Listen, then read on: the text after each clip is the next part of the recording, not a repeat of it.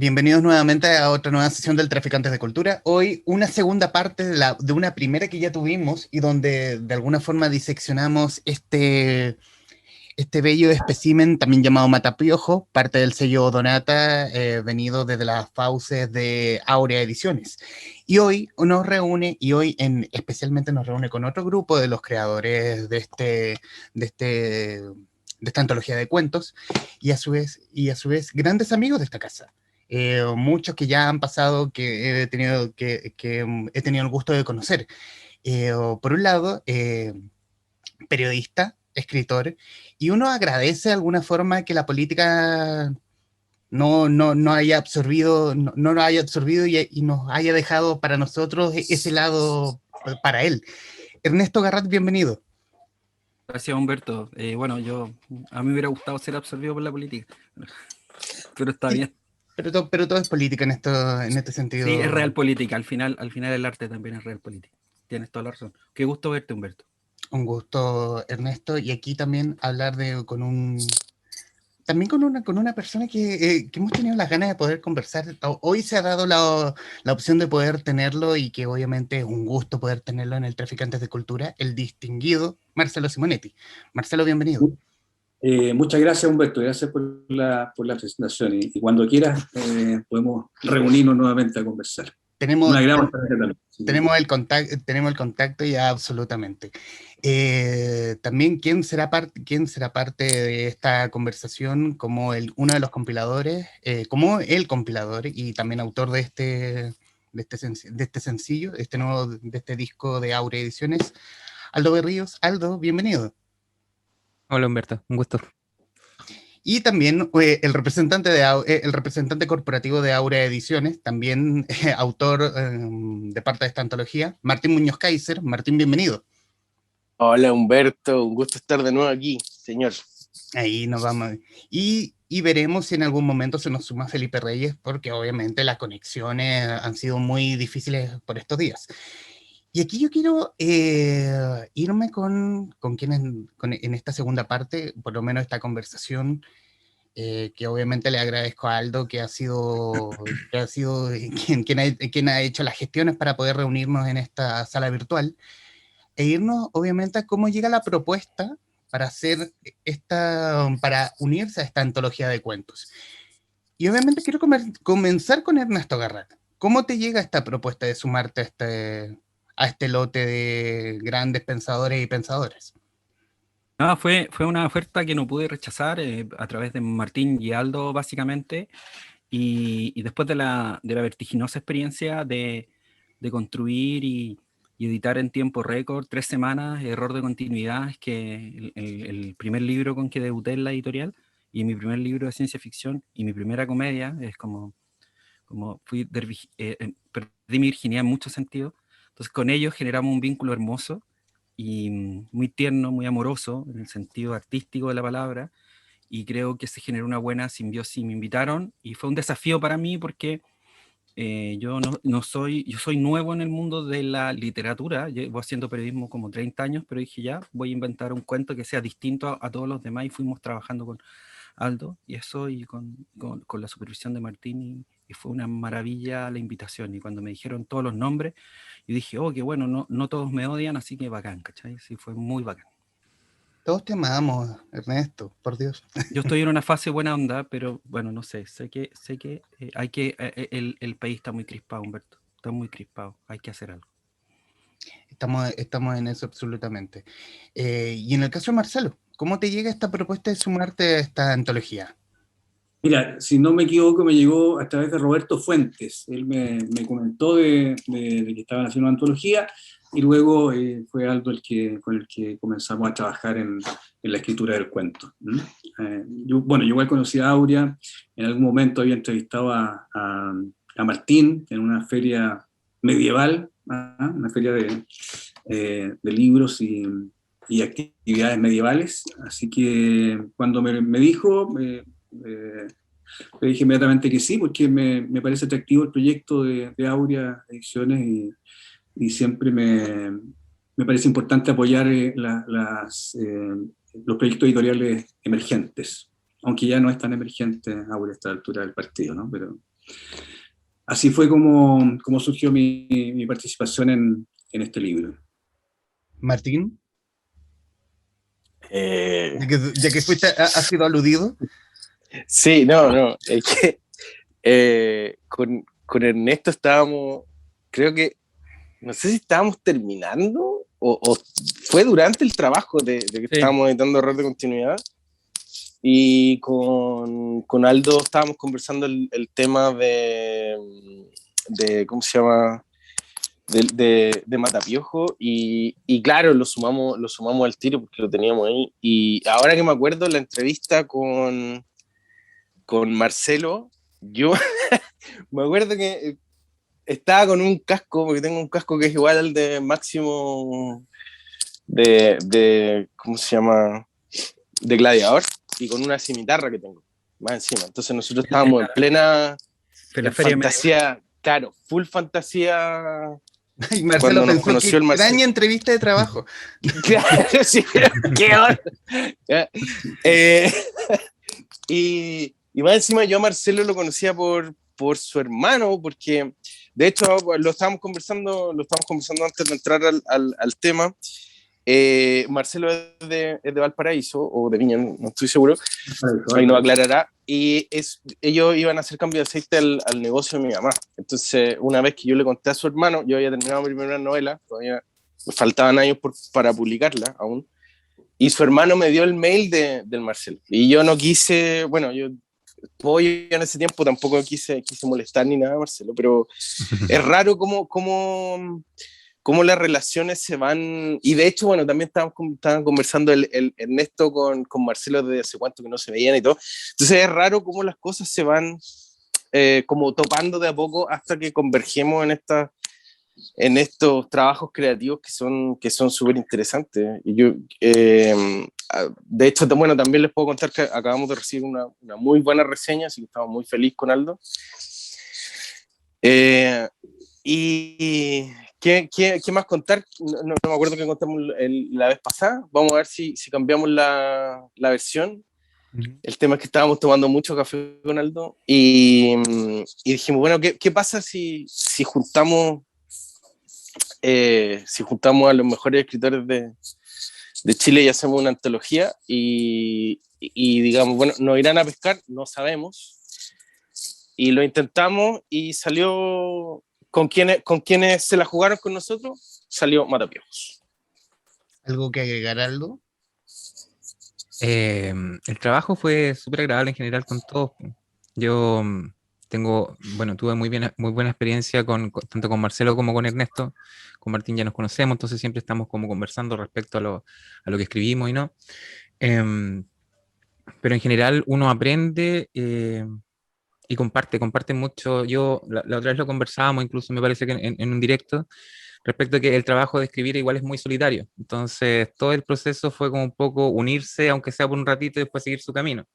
Pero uno queda con la experiencia, uno queda con la buena onda y también con saber, porque yo siento que uno reconoce mucho a través de la escritura, eso me ha pasado editando, el profesionalismo que tienen o la personalidad que puede tener alguien cuando lo lees. Entonces, eso es muy rico de entender. Yo creo que uno conoce mucho a la gente eh, trabajando tan codo a codo o entendiendo tan bien cuáles son los procesos de cada uno.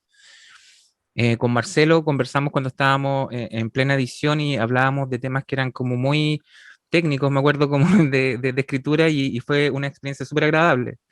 Y con Ernesto también, como el tema de cómo estructurar el cuento, dónde se cortaba el cuento, dónde terminaba el cuento, se va dando esa cosa como rica con autores, que nosotros lo tenemos con Martín como de manera natural porque no revisamos nuestras cosas o editamos otras personas, entonces es algo natural en nosotros. Pero de repente vivirlo con otras personas que uno no conoce tanto, tal vez, o algo así, uno termina... Que uno derechamente admira, ¿eh? Porque en verdad aquí hay autores, de hecho, Marcelo Simonetti, el mismo Ernesto y algunos otros de los autores que no están acá, por lo menos yo, lo puedo decir así, son autores que uno sabía, que uno los ve como lejos, que uno dice, en algún momento quiero llegar a escribir como él. Entonces, quiero llegar ahí, esa es mi meta. Entonces es súper rico poder trabajar con esa... Y cuando fueron llegando los cuentos también se sintió eso, porque yo le decía al Martín, o sea, por ejemplo, yo cuando leí el cuento de Marcelo le dije, me encantó, así, Nélida me encantó, el cuento es fantástico, me gustó mucho el tono, me gustó mucho los personajes, hay cuentos en particular de Mata Piojos que al tiro me prendieron, ¿cachai? En cuanto al trabajo con Ernesto, cuando lo leí fue como, es Garrat, ¿cachai? Trabajémoslo, es Garrat, esto es Garrat, me encanta. Entonces, como que cada cuento tenía su color y uno tenía que... Sí, que también lo conversamos con Humberto el otro día. Sí, es Garrat. Lo conversábamos previo, tuve una reunión de pauta con Aldo y decía, sobre todo con el cuento de Ernesto, de Profe Taxi, donde uno lo lee, es Ernesto Garrat. Es el tono de Ernesto Garrat. Y tiene mucho el tono, y no sé si... Y aquí yo quería ir a la pregunta, Ernesto, que uno que es el desarrollo, y no sé si el cuento en cuestión me entra previa escritura de error de continuidad o post escritura de error de continuidad, porque tiene mucho el tono. Sí, fue post, yo creo que fue post, pero faltaba el humor, ¿cachai? Como que no tenía el humor de error de continuidad, quería hacer algo en mala, así, súper en mala. Y yo como que siempre le pregunto al Aldo y al Martín, le digo, hoy no estamos yéndonos muy al chancho. No, vamos nomás. Error de continuidad está como en sexta velocidad, ¿cachai? Está súper en mala. Pero yo creo que somos los peores amigos. Es como cuando, oye, no te estaré tomando mucho. No, tómate otro. Claro, tómate. Claro, y tú así, oye, pero fírmenme. No, anda a pelear nomás. Oye, pero ¿por qué me pasan una cuchilla? Pégale unos estocazos. Esos son Aldo y Martín, ¿cachai? Y yo como soy alguien iracundo, les sigo el paso. Entonces sí, tenía algo de eso, pero a diferencia de error de continuidad, que yo la planteo como una comedia, que incluso le gustó a Pati Espinosa, lo que me deja muy feliz y tranquilo, ya puedo terminar mi año en paz, por lo menos. Bueno, pues vamos a ver pues, si le gusta el que estamos haciendo ahora. Y sí, la menciono porque respeto mucho lo que hace. Siento que los críticos hay que apreciarlos en las buenas y en las malas. Y creo que logramos salir de ese, o sea, que no fuera un calco de error de continuidad y que tuviera algo sin filtro y en mala, y es algo que quería trabajar, y Aldo lo entendió, y Martín también, y Aldo lo entendió súper bien, te dejan como ser, laissez-faire, ¿cachai? Y quería como hacer eso y jugar a eso, y que fuera un ambiente incómodo, asfixiante, y ese incómodo momento donde no te puedes ir. Acá en redes sociales te podís ir, ¿cachai? Podéis poner la cámara en negro, podéis como evadir, pero en un auto, en un taxi donde no sabéis si el profe es el taxi o el uberista o es el estudiante y se reencuentran y hay una reyerta pendiente, ¿cachai? Entonces creo que eso me pareció interesante. Y en tu caso, Marcelo, ¿cómo fue el desarrollo o la escritura de Nélida? Micrófono, Marcelo. No, Nélida era un cuento que tenía escrito con antelación, y lo que me interesaba retratar en ese cuento era un poco toda aquella gente que colaboró con la dictadura en menor o mayor medida y que salió libre de cualquier tipo de castigo o sanción, ¿no? Porque hay mucha gente así en el país. Y me interesaba retratarlo a partir de una conversación de dos viejitas, ¿no? Dos veteranas que se pueden juntar a la hora del té, que parecen totalmente inofensivas, pero que arrastran un pasado que las sigue, en el caso de una de ellas, las sigue atormentando. Esa era un poco la idea que yo quería colar y sobre la que trabajé el cuento en rigor. ¿Y aquí cómo fue el desarrollo o el trabajo con Aldo precisamente? No, muy bien, muy fluido. Tal como decía Aldo, trabajamos harto algunos aspectos técnicos donde hubo correcciones de parte del editor. Incluso ahí aprendí algunas palabras que yo erróneamente las había escrito mal toda mi vida. Así que a partir de ese detalle ya le agradezco la edición a Aldo, ¿no? Pero fue muy, muy amigable. Bueno, hay distintos tipos de editores, ¿no? Editores que uno los sufre, los padece, y otros con los que establece una relación mucho más cordial y llana. Afortunadamente Aldo es de los segundos, así que no, bien, solo solo agradecimientos por el trabajo editorial, que fue muy respetuoso, muy certero cuando hubo que hacer algún tipo de correcciones, así que no, a mí me gustó mucho trabajar con Aldo como editor. ¿Ernesto? Sí, también quería agregar en eso que Aldo tiene bueno, tanto como Martín como Aldo, tal vez la experiencia con Martín y Aldo como un tándem y ha sido de las mejores desde el punto de vista editorial, porque carecen de ese ego y esa soberbia que tienen muchos editores de cambiártelo todo para que suene como tiene que sonar en su cabeza de sacerdotizos o sacerdotisas de la gramática. Creo que una de las cosas fundamentales de escribir en chileno, que es lo que más busco yo, es que nosotros destruimos la gramática y el lenguaje.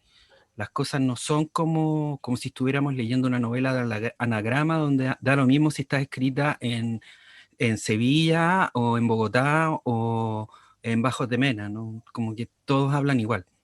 Y creo que el Martín y el Aldo respetan muchísimo eso a la hora de trabajar un texto y que tenga esa vida y esa voz propia. Yo he trabajado con otros editores y grandes editoras de este país y es un desagrado trabajar con ellos. O sea, yo creo que hay buenos editores y malos editores y dentro de los que yo he podido trabajar últimamente, que Martín y Aldo se encuentran dentro de los buenos editores. Los malos editores son los que quieren ellos escribir la crónica o ellos escribir el cuento o ellos escribir la novela y dejarte de lado y en el fondo usar lo que tu material, tu insumo, o sea, es como edición extractivista, como que te usan como recurso natural para ellos escribir lo que ellos quieren escribir y no sé por qué no son capaces de escribirlo. Eso quería agregar, por supuesto con ánimo de polémica y pelea. Gracias. Sigamos con el ánimo de polémica. Martín. Se atoró. Me parece... Mira, no sé, yo creo, o sea, a ver, mi experiencia como con editores fue porque trabajé con editores independientes y, ¿para qué decir? Editores que en verdad no te editaban, sino que te hacían una corrección ortográfica.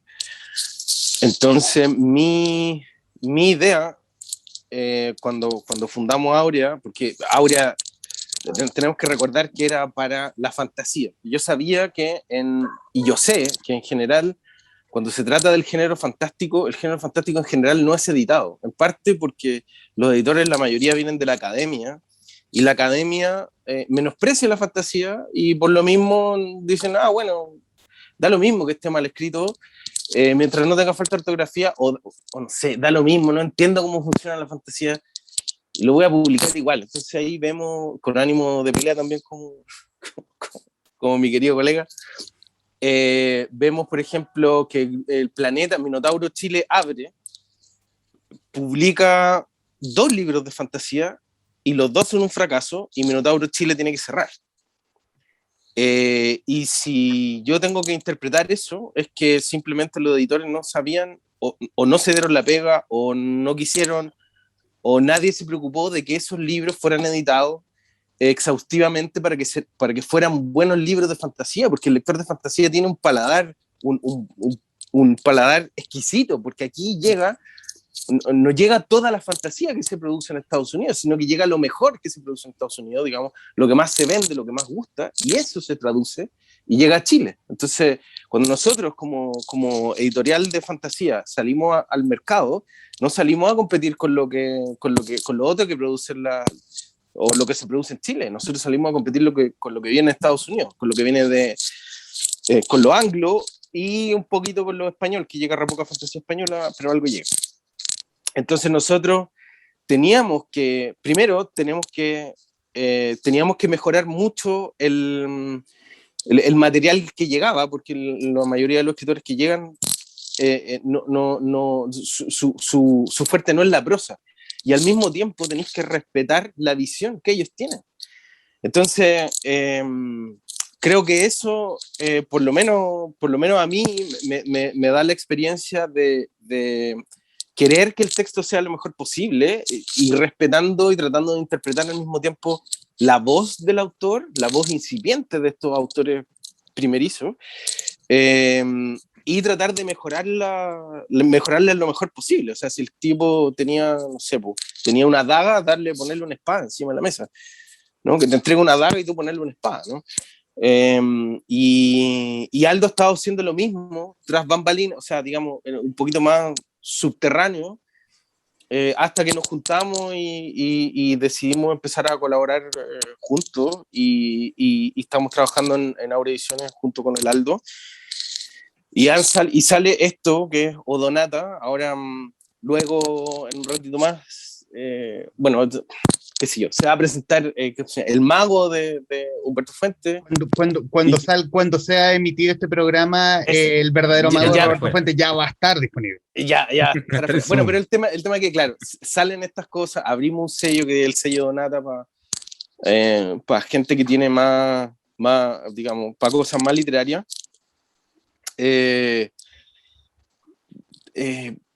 Entonces hay una satisfacción, una visión de la edición como se hacía en los años 50. Yo me acuerdo que había una serie, no me acuerdo cómo se llama, pero era un escritor que era súper pesado y el editor siempre estaba detrás de él, vivía prácticamente con él. Entonces apenas él escribía una hoja, el editor se le editaba de inmediato. Entonces ese es un tipo de edición que en Chile no se hace, o que se dejó de hacer, que se hacía, no sé, creo que en los años 50 o 60, que es un tipo de edición distinta, en donde tú estás mano a mano con el autor, y el editor está para hacer que el trabajo del escritor sea más fácil, y que que el escritor brille en el fondo, porque aparte también supongo que viene a mí me enseñaron, por ejemplo, cuando yo estaba estudiando diseño, yo estudié diseño gráfico en específico, que cuando tú tienes una hoja, por ejemplo, que tú tienes que llenar, y si tú dices, oye, ¿dónde pongo esto? ¿Y quién diseñó esta porquería que no entiendo qué tengo que llenar o dónde tengo que poner qué? Si el diseñador es visible, tu pega está mal hecha. Si el diseñador es invisible, tu pega está súper bien hecha, porque la gente dijo, aquí pongo mi nombre, aquí pongo esto, ni siquiera te preocupas, ni siquiera te dijiste, ¿hubo un diseñador que hizo de esta forma? No, está tan bien hecho que ni siquiera lo viste. Para mí, la edición tiene que ser igual. El editor, la mano del editor no tiene que notarse. La voz del escritor tiene que sonar tan potente con tu trabajo y tan brillante que nadie ni siquiera piense y diga, oye, aquí hay alguien que lo editó. No, ni siquiera eso. Pero aquí bajo el punto de vista que pones, Martín, aquí es lo que yo creo, obviamente, porque existe que el paladar, hay un X paladar para quienes gustan de la ciencia ficción, fantasía, y obviamente tienes un paladar distinto para quienes se van a la cosa más literaria, por decirlo de alguna forma, sin menospreciar a lo que es fantasía y ciencia ficción, que también es literario. Y en el caso, Aldo, ¿cómo es ese mismo trabajo? Yo siento que igual hay una línea que uno cruza que es invisible. Yo siento que ahora como que se nota un poco más porque está marcada por cierto estereotipo. Pero, por ponerte un caso, hay autores que uno no se plantea si es fantasía, si es terror, si es literatura nomás, ¿cachai? Yo siento que nosotros igual intentamos como hacer Odonata va un poco para allá, ¿cachai? Como en realidad mostrar que todo es literatura. Todo es literatura. Y yo te digo, volviendo un poco al tema que planteaba Martín, yo igual estoy como en un modo como medio traumado, porque por ejemplo la otra vez el mismo Ernesto me dijo, oye, ¿qué te parece este cuento? Y me lo mandó, y yo como, no, listo, ahí está corregido. Y como que el Roberto Fuentes también el otro día fue como, hoy tengo un cuento para no sé qué cosa, corregido. Entonces ya estáis como en un modo de trabajo, ¿cachai? Y funcionáis en ese nivel, ¿cachai? Ahora, no sé si, voy a cambiar un poquito la pregunta, es que yo tengo una duda con respecto a Marcelo, Ernesto, y que tiene que ver con la interpretación, que no me acuerdo quién mencionaba el tema de la interpretación. ¿Qué sienten? Y esa es una duda porque yo tengo mi opinión al respecto, pero ¿qué sienten porque uno escribe cosas, en este caso son cuentos, uno escribe un cuento, y uno le incorpora cosas, lo que uno necesita decir o lo que sea, contar una historia.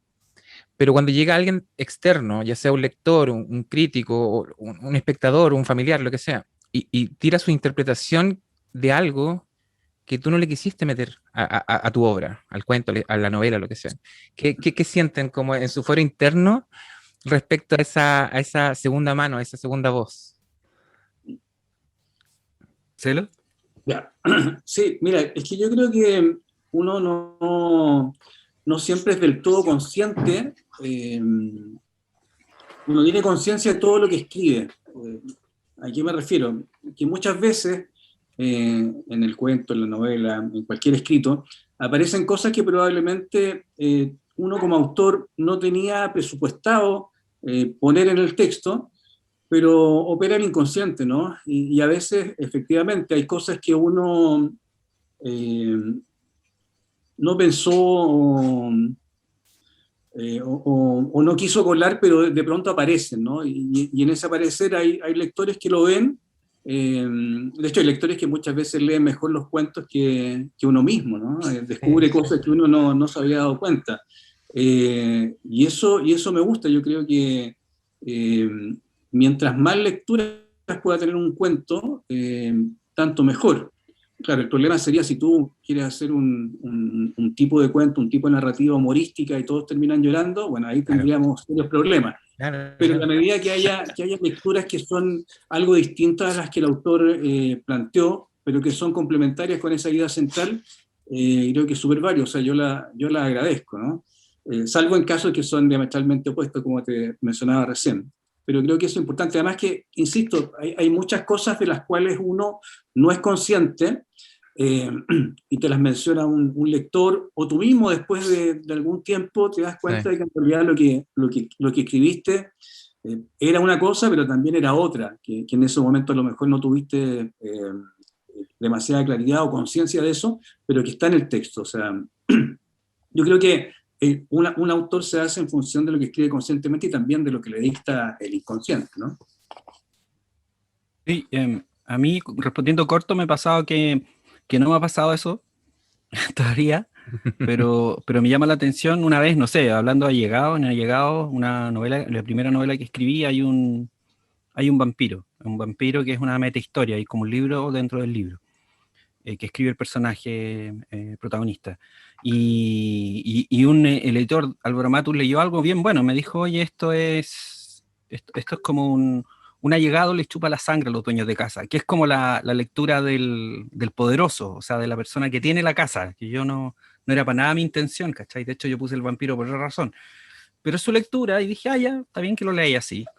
Eh, y me pareció interesante todas esas lecturas, pero en general, no sé, creo que está equivocado. Y cuando me dan esas lecturas, creo que están equivocados. Y nada, no discuto porque la obra vive sola, la obra se tiene que defender sola. Pero nada, yo por lo menos, no sé, como que planifico harto todo. Como que trato de que todo tenga harto. O sea, como que no trato de dejar cabo suelto, ¿cachai? Entonces estoy tratando de como sobrepensarlo todo. Pero esa es mi opinión y mi punto de vista y respeto infinitamente cualquier otra visión equivocada. Muchas gracias. En el caso de Martín, porque yo, por ejemplo, me acuerdo, Humberto, que con La ballena, que es un libro que se publicó hace poquito, o sea, el año pasado, La ballena yo la había escrito y era como un viaje como medio poético, medio fantástico, oscuro, de un protagonista como respecto que gira en torno al suicidio. Y yo me acuerdo que con Martín conversé como casi al final, y que yo, en la última lectura que le di, antes de que no lo lea nunca más, porque no me gusta leer mis libros, sentí que el tipo se había muerto en el camino. Y yo se lo que planteé a Martín, que uno no va a decir, por ejemplo, yo me puse a llorar y todo eso, ¿cachai? Así como que me rompió, pero sí, emocionalmente me pegó, porque sentí que había una segunda lectura, porque ese libro para mí significaba otra cosa, y claro, lo vi de esa forma, incluso se lo planteé al Martín, pero yo quedé como bien roto. No sé si te pasa a ti como con lo tuyo, con tus libros. ¿Con lo mío?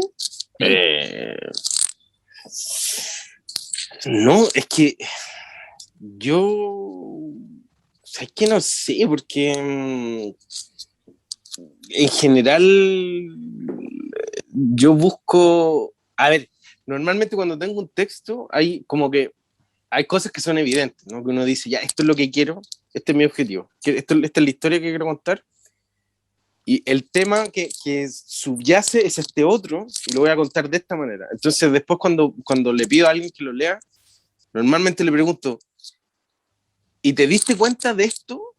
Y me dicen sí o me dicen no, y ahí voy y cambio y no me quedo conforme hasta que sé que lo que yo quiero decir se interprete como yo quiero que se interprete. Entonces, en general, en las reseñas,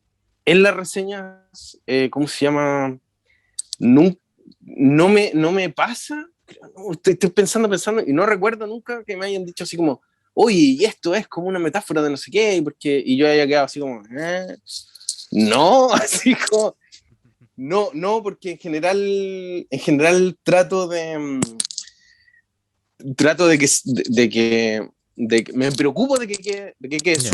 súper claro, y también tengo esta discusión interna de qué es lo que quiero decir, cuál es el tema, y porque como dice Marcelo, sí, cuando nosotros escribimos hay muchas cosas que están en nuestro inconsciente y que nosotros las plasmamos, pero yo, como soy un traumado porque escribo fantasía y nadie me pesca, entonces mi objetivo es escribir fantasía, pero ser inclusamente, o sea, ese es ¿cómo se llama? Mi objetivo secreto, que no sé si lo voy a cumplir alguna vez, pero escribir bien literariamente, pero escribir fantasía.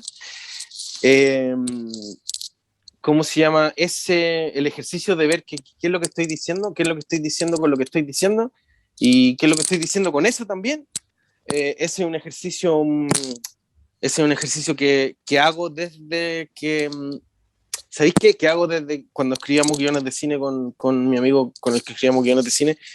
Y porque, por ejemplo, a veces hacíamos el ejercicio, teníamos 3 finales y él es cristiano evangélico. Entonces, para él, el mensaje que él daba con sus cortometrajes, con su historia, era súper importante. Entonces, a veces barajábamos 3 o 4 finales y analizábamos qué es lo que, ya, si tiene este final, qué es lo que digo, qué es lo que estoy diciendo, con lo que estoy diciendo. Y así cada final, y según lo que él quería decir, el mensaje que a él le acomodaba más como cristiano, es el final que le ponía al final de su cortometraje. Entonces yo me quedé un poco con ese ejercicio. Ahora puede que también sea porque no soy tan buen escritor y no hayan tantas lecturas posibles a lo que escribo. También puede ser. No, para nada, eres muy buen escritor, Martín. No, muy bueno, muy bueno. Decir que yo a Martín Muñoz Coy se lo conocí por la entonces Evento Z. Sí. Hoy es Valparaíso Zombie, pero cuando yo conocí por Evento Z, nos dije, este tipo está loco, pero es un loco, pero un loco genial. Ahí yo me quedé, porque es primera vez que uno veía instalados los zombies en Chile. Sí. Por lo menos yo, en la visión que tengo yo, al menos. No sé. Sí, No sé si hay algo bueno, más atrás de eso. sí, no, bueno, yo se lo escribí a mi hijo chico, pero también venía saliendo justamente de haber trabajado en el taller mecánico de mi vieja y todo, donde hacía de todo, y llegué a una oficina, entonces, y en la oficina todo era cómodo, teníamos aire acondicionado, y la gente reclamaba, y yo decía, bueno, pero si los sillones son súper cómodos, ¿cachai? Viene una persona y te dice, no, póngale más, no sé, póngase así, porque así no le van a doler los dedos cuando teclee y todo el tema, y esta gente reclama. Entonces, también detrás de esa novela había un tema súper claro, más encima, hay temas que son súper claros, y yo tenía súper claro que quería contarlo. Entonces, por eso te digo que a mí el tema de la interpretación es una cuestión que le doy muchas vueltas al tema de qué es lo que estoy diciendo con lo que estoy diciendo. ¿Cachai? No es solo, porque lo que digo no es solo lo que digo, detrás de eso hay un mensaje. Detrás de cada escena y detrás de cada diálogo hay un propósito. Hay un propósito, entonces no podéis meterle relleno al tema, así como, no, es que yo no por lo menos no escribo así. ¿Algo que quisieran agregar, Marcelo, Ernesto? Súper de acuerdo, yo creo lo mismo, o sea, creo que, no sé, pues, con el oficio yo por lo menos de periodista, como que todo tiene que ser preciso, y trato de hacer eso ahora en este rol de redactor de ficción, o escritor, o novelista, o cuentista.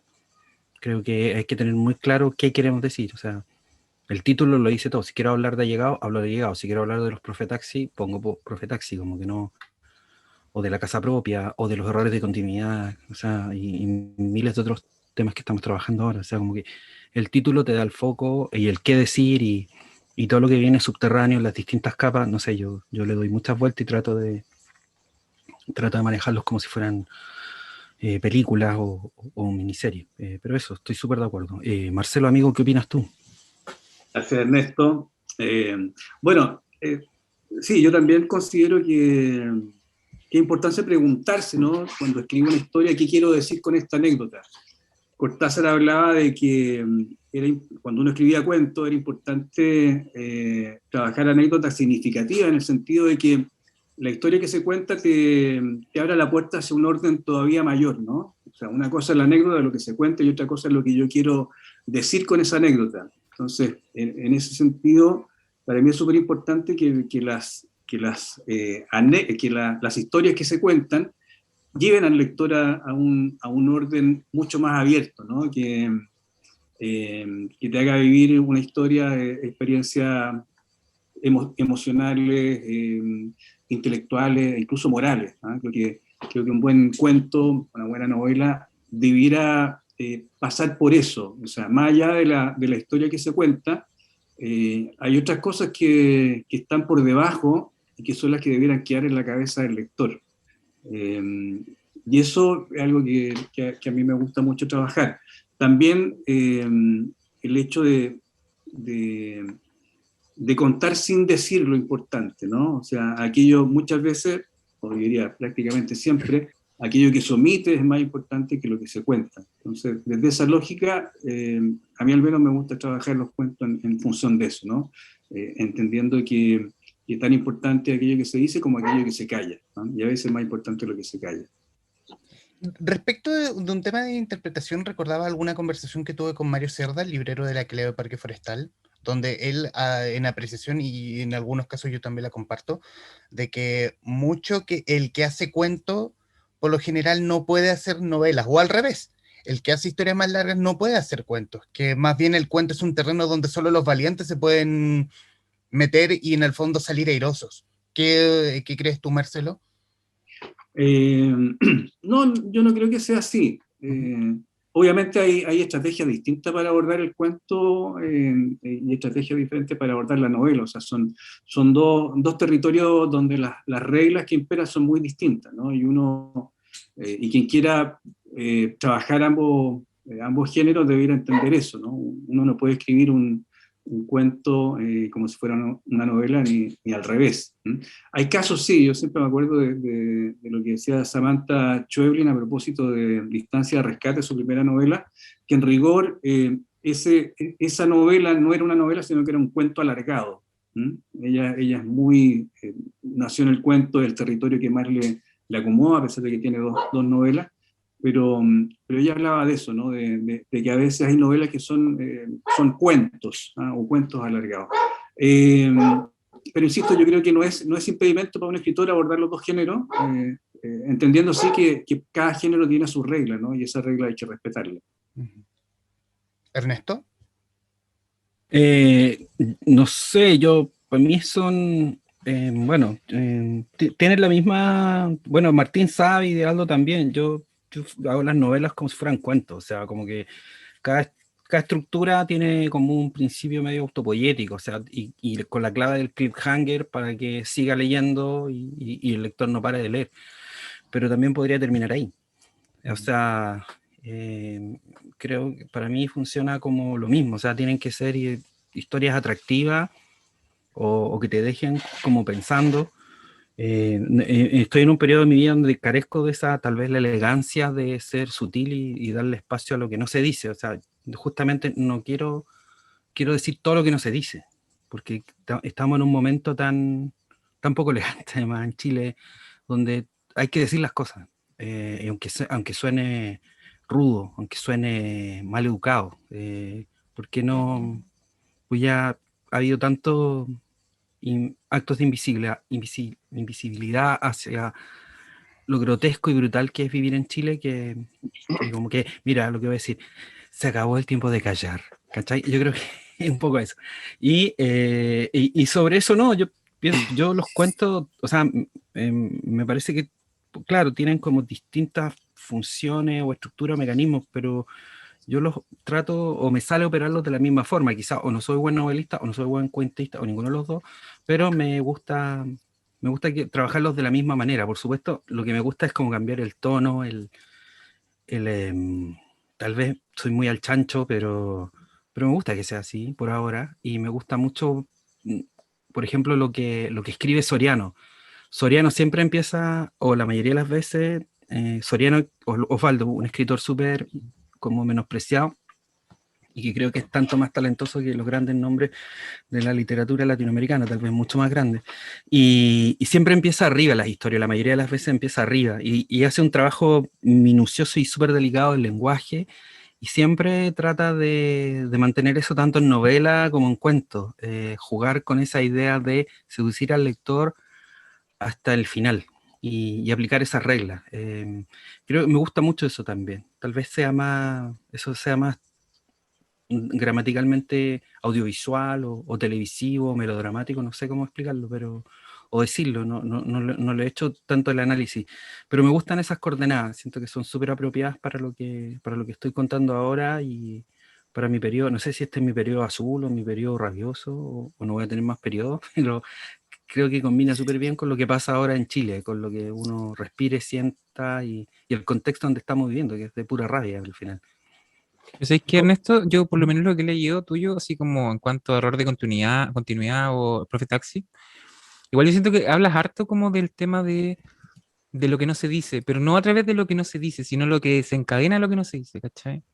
Tanto socialmente hablando como esas individualidades, ¿cierto? Donde hay cosas que no se dice porque por miedo o como por traición, ¿cierto? Y como que siento que dentro de la temática que abordas, todo lo que desencadena lo que no se dice, a través de lo que decíamos, de la cobardía o lo que fuera, es la cagada que termináis como mostrando en el libro, en el cuento, ¿cachai? Y en ese sentido eso tiene una riqueza muy, muy, muy particular, siento yo, ¿cachai? Gracias, no me voy a enojar con lo que dijiste, todo lo contrario, sí que gracias. Bueno, obviamente y en los minutos finales de lo que nos queda de esta conversación, hablar del futuro. Eh, Aprovechando esta ola de rabia, Ernesto, ¿qué se viene? Algo que se pueda contar, obviamente. Sí, bueno, espero llegar a tiempo, que estoy con una tendinitis brutal, así heavy, nunca me había venido, me cuesta hacer así, duele, ¿cachai? Y, y viene la educación superior que tengo que entregar ahora, porque hay un súper bonito plan de acción para vender la trilogía en Weathers como para llegar a fin de año. Y hay una novela, otra comedia de ciencia ficción que estamos trabajando con Martín, que no sé si podemos decir algo, ¿no? Sí, cuéntame más. Es una, es una, es una, es una comedia de ciencia ficción acerca de un hombre del pasado que va a parar a Marte, a un Marte hiper del futuro, desarrollado, por supuesto, una colonia chilena donde viven solo mujeres y donde los hombres están prohibidos pena de muerte. Y él por un accidente se despierta ahí, con estas chilenas del futuro. Y es un tipo que tiene que aprender a desconstruirse o si no va a morir en el intento. Es algo así, es una visión como un hombre heteronormado tiene que aprender a sacarse esas construcciones mentales del pasado, literalmente. Ay, ya me puse nervioso. Espero que les guste a las chiquillas. Las nuevas Eso, chilenas. y las nuevas chilenas, eso. Y que no, en el fondo es como estirar el chicle, atreverme a parodiar y jugar con todos los temas que están ahora, y especialmente el tema de cómo los hombres tenemos que desconstruirnos, porque hay que hacerlo, o sea, es un proceso, yo mismo lo estoy haciendo al momento de escribir este libro, y todo en clave Marte, futuro, un montón de otras coordenadas y constantes, y la idea es que sea tan divertido como error de continuidad para quienes lo leyeron. De hecho, me río solo. Lo estoy pasando bien, pero estoy estructurándolo mentalmente mientras estoy ya terminando, voy como en el 80% de educación superior, pues estoy enchulando, dejándolo más acabado para que esté más coherente. Y entre tanto, otras cosas. Gracias por preguntar, Humberto, eres un muy buen amigo. Tú también, qué ganas de que leas lo nuevo y ojalá te guste. Vamos a estar atentos de aquí a finales de año. Y en el caso, Marcelo, algo en la faceta escritor, como editor desde La Lumbre, ¿qué se viene? Micrófono, Marcelo. Sí, ahí sí. Con De la Lumbre tenemos dos publicaciones que van a salir este año. Una las dos son primeras novelas, una de Héctor Vera, un escritor peruano, que se llama Sudor de Domingo y son cuentos futboleros. Y luego vamos con una novela de Enrique Herrera, que se llama Grafitis Humanos. Esas son las próximas novedades de La Lumbre, y en lo que a mí compete voy con un libro de cuentos que va a aparecer, un libro de cuento infantil que va a aparecer por Ediciones Velero, que es de Marcela Kaller, se llama El Hipopoeta, y estoy trabajando en una novela, terminando una novela en el que abordo la historia de un físico italiano que se llama Ettore Majorana, que desapareció en la década del 30 misteriosamente. Nadie supo nada de él hasta mediados de los 70 o de los 60, cuando hubo personas que dicen haberlo conocido en Buenos Aires. Pero su rastro nunca fue descubierto. Él trabajaba con Enrico Fermi, que fue premio Nobel de Física. Era la gran promesa de la física italiana, y nunca más se supo de él, digamos. O sea, hay algunos testimonios que dicen haberlo visto en Buenos Aires, incluso de un físico chileno, Carlos Rivera Cruchaga, pero nunca lograron contactarlo, a pesar de que lo buscaron durante muchos años.